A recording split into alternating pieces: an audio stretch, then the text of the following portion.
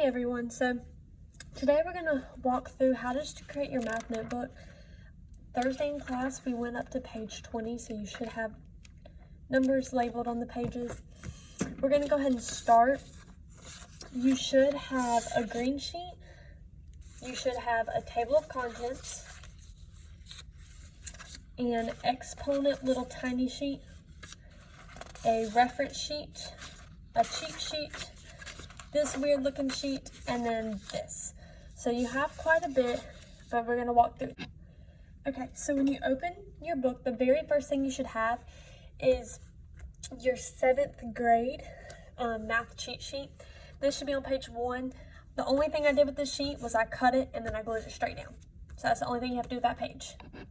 Okay, for your next sheet, we're gonna be looking at this little tiny exponent sheet, as well as this math reference sheet, okay? So these are the 2 pages we're gonna be looking at. So just to recap, page 1 should be your 7th grade math cheat sheet. This will just help you get through the year. There's different integer rules, there's fractions, decimal rules. We'll talk more about it, but just go ahead and make sure you have that down. When you turn the page, on page 2, you will have your math reference sheet. All I did was I cut this out to make it look nice and pretty. I labeled it so I knew this was my reference sheet, and then I did the exact same thing with the exponents. I just cut it out, made it look pretty, and then wrote what was beside of it. So now we're moving to page 3. This is a little more trickier.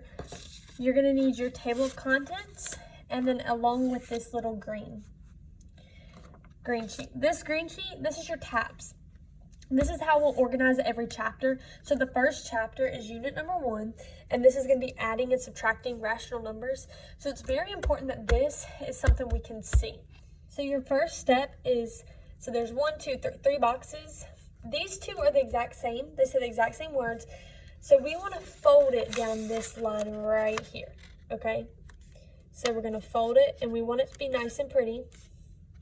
So we're just going to fold that. And see how I'm keeping it on that line. Once you do that, just kind of smooth it out. So you should have this on the front, and then when you flip it over, there should just be a little section that says adding and subtracting rational numbers. From here, it's just really important that y'all follow my directions because it can get confusing. What we're going to do is we're going to open it like this. And I want you to take it, and we're just gonna put glue straight down. So we're not gonna put glue on the whole back, we're just gonna put glue right here. Okay, then you're gonna go to the back of page 3, and you're just gonna line it up so that line right there lines up with the end of the page. And I'm hoping y'all can see that. Here, I'll scoot it up some. Hopefully I didn't just move my phone too much. But you see how this line right here lines up with the paper line. And then you'll push it down. And then you're gonna flip back over to 3. When you do that, this page right here will just fold nicely down, and you'll have to glue that whole page back down. So go ahead and put glue all down here. And y'all should have glue sticks because we made sure in our pencil pouches to do that. And then you'll just nicely press it down on page 3. So that will create your little tab. I did line up mine to the top line. Just make sure you don't cover your number because you'll need your numbers. And just make sure it's not hanging off the page. Alright, and to finish up page 3, we are going to get the table of contents back out. The only thing I'm going to do with this is I'm just going to kind of cut to make it look pretty. And then I'm going to glue it. So there's the table of contents just glued down. It is okay if it interlaps. Do not cover up the check boxes. Just kind of put it a little on the green, but not where it covers everything. So that is what your page 3 will look like. All right, and then we are going to turn to page 4. Page 4, I'm not going to walk you through because this is on your remote learning sheet. Just make sure that you read the directions because this is kind of your page that you'll be able to design and color for yourself.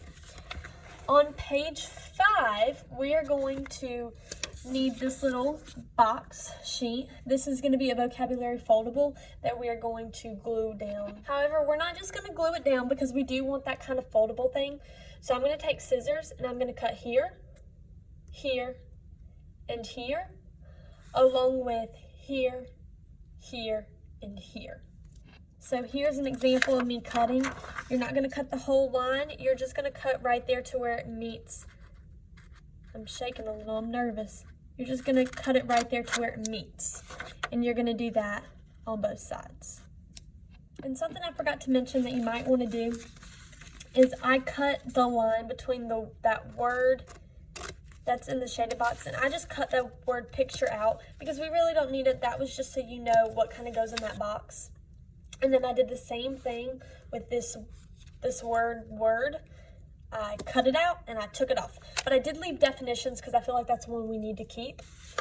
So once you have all your flaps kind of cut out and everything's movable, you're going to take the word and you're just going to fold it down on that line. So see how definitions kind of stays? And you're just going to fold all of them down. Once you fold all of these down, you're going to do the same thing with the the picture side. You're going to fold that down on that line. So once you have them all folded, this is what the foldable will look like. So I'm going to go ahead and glue it down. So this is what it looks like glued down. The flaps are still able to open, but the definition, where the definition goes, those are glued down. Now, if you want, because this is one of your assignments, you'll have to find the definitions in the textbook and then write an example of each. Just remember this box right here is for examples. So if it's easy, you can write a little EX so you remember when doing the assignment that this needs to be my example page where I show an example of each. So do that. All right, and then the last thing I did on this page is I folded these down because this is how we close it. I want the examples to go down first because I want the words to still show. And I went through and I just rewrote the words in a different color just to make it pretty and organized. And one thing I kind of forgot to mention, and you can notice it on like page 2 and page 1, make sure you are writing headers for your pages. We'll go over this more, but it's very important just so you have a title for that page because every page needs a title. Okay, so we are going to go ahead and flip on over to page 6. And this, I made a mistake. So this is an extra sheet that should be in your packet. I forgot to pull it out. This will be glued on page 6, and you will fill this out on Wednesday during your remote learning. There's instructions on your page to how to fill this out. So all you'll do is you'll just glue it on page 6. And the last thing I remember for this page, just make sure you have a title. So for this, I just put video note-taking guide. And then last but not least, page 7. Page 7 is going to be this review of absolute value. All I'm going to do is I'm going to cut some of the bottom off just so I can make it pretty in my notebook and it not be hanging off the edge. So I'm going to glue this down and then we'll put a title. So I have my title, Absolute Value Review. Please do not do this sheet until class. We will work on it together. I do not want you trying it. You can read over this part, just look at it, but do not attempt it just because it's something I kind of want to address in face-to-face instruction time. Just make sure that you have your table of contents filled out, correlate it with the correct date. So August 31st is when you should do your vocabulary foldable. If you do it a day before, that's fine. Just make sure you put the day you're supposed to be doing it along with the page number. And then you can go ahead and fill out Absolute Value Review with page number 7 because that is where we glued it down. However, don't put a date on it yet just because we haven't completed it. Hopefully, you were able to set up your math notebook correctly. If there's any questions, don't hesitate. Please email me.